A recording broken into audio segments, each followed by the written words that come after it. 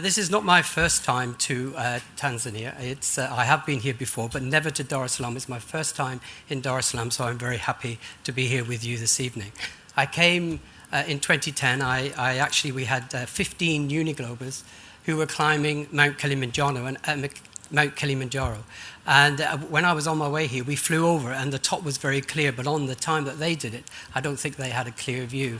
But I came to Mwanza because the UNIGLOBers who were up there were raising money for the UNIGLOBE Global Charity, which is Plan International, and we were supporting the Because I'm a Girl campaign. And on that occasion, we were raising money for a dormitory at a school just outside of Mwanza. And then I flew to Kilimanjaro to meet those people who came down.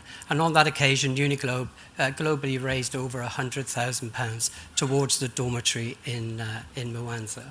So that was my first time here in Tanzania. I didn't actually do the climb myself. I chose not to do it on that occasion, but I did 2 years later do the Inca Trail, where we again raised quite a bit of money. So charitable is part of our organization, as we do on a global basis. As Mustafa and your MC alluded to, I am the president for the EMEA region. I too myself this year will be celebrating a silver jubilee. I've been on the 1st of September, I've actually been with UNIGLOBE for 25 years, so I've done my time with UNIGLOBE as well. And I started life with UNIGLOBE as an agency owner, very similar to Mustafa. I then graduated into the region in the UK. And to cut a very long story short, we had some changes in the UK.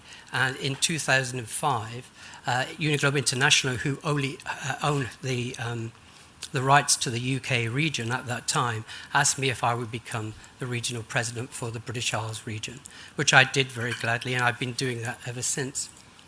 And as with most companies, you evolve over time and things change. And in 2014, we decided to divide the whole organization, the global organization, up into 3 sections.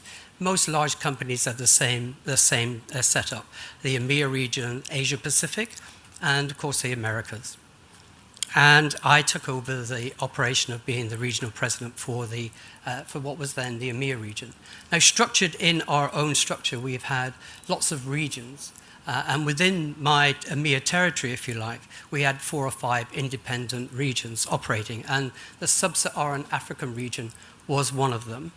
We have Belgium, Holland, Czech Republic, and also the German-Austrian region. But as things with all companies, they all start to evolve.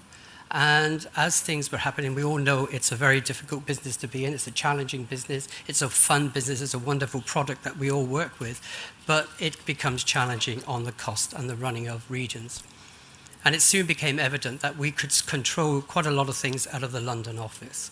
And slowly, Germany and Austria rode in. We picked up quite a few of the agencies that weren't aligned to a region, but were in the same time zone. So our responsibilities in the London office grew. I am also a member of the UNIGLOBE board in Vancouver, the senior management team that work out of there. So I work very closely with our parent company, if you like, in Vancouver. But having that, we had the German-Austria region roll in, and then the Sub-Saharan African region made the choice last October to become part of the EMEA region and fold in with us, and mainly let the London office control most of what was happening. So we've been working with the agencies on that since then until now, really, on what we're going to do, because it is very difficult to get into this market. We're looking for things all the time, but we never really capitalized on our footprint anywhere. So as I flew into Kenya just the early part of this week on Monday and met with the agencies up there, and Mustafa flew up in Nairobi to meet with us to discuss what we're going to do with along with the South African agencies. And we as an organization recognize how important this market is and how important it's going to be, not just the Sub-Saharan African region, but the whole of the African region. And it's now our intention to make our mark here a little bit more with the help of the agencies that are already here and with the suppliers. Currently, under my remit in the EMEA region, we have 116 companies all working under the UNIGLOBE umbrella. That's just in the EMEA region. And they have, some of them, those have multiple branches. That's just the actual companies that we have contracts with.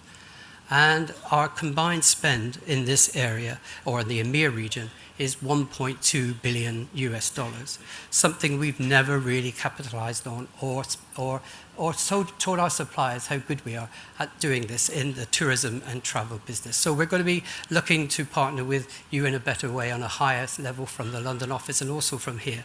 Since I was here, we have just signed a new agency in the South African part of Africa, a large agency that has come back to the family. We always look on ourselves as being a family, and as all families, we don't always agree all the time, but occasionally we fall out, but we usually remain to stay friends.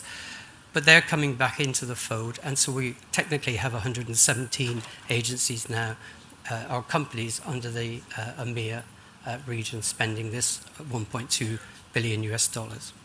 We've never really sort of sung from the rooftop about what we can do within the travel and tourism business within this EMEA region.